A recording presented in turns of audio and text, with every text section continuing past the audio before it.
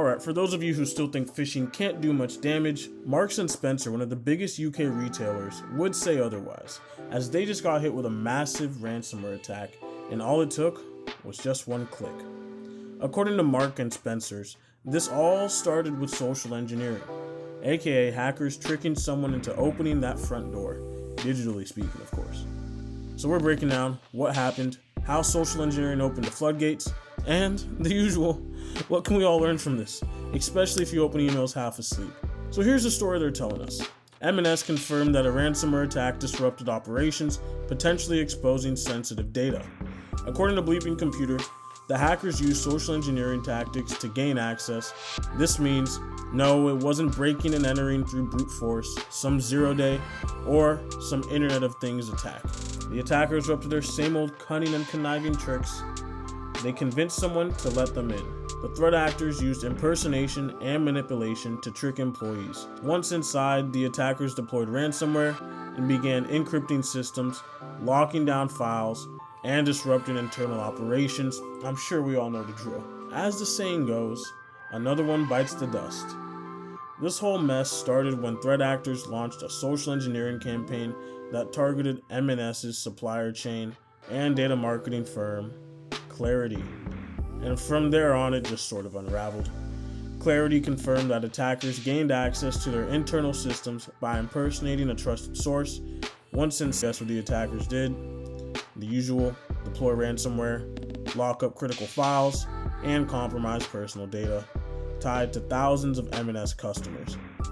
According to reports, the stolen data included names, emails, phone numbers, physical addresses, dates of birth, and yes, loyalty program information too.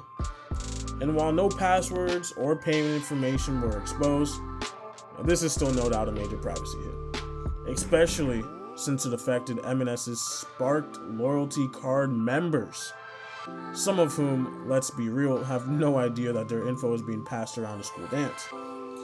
They also probably have no idea that their data was being shared with a third-party provider as well. However, I digress. It's a reminder that in today's supplier chain ecosystem, your security is only as strong as your partner's inboxes. This is also a wake-up call to phishing critics everywhere.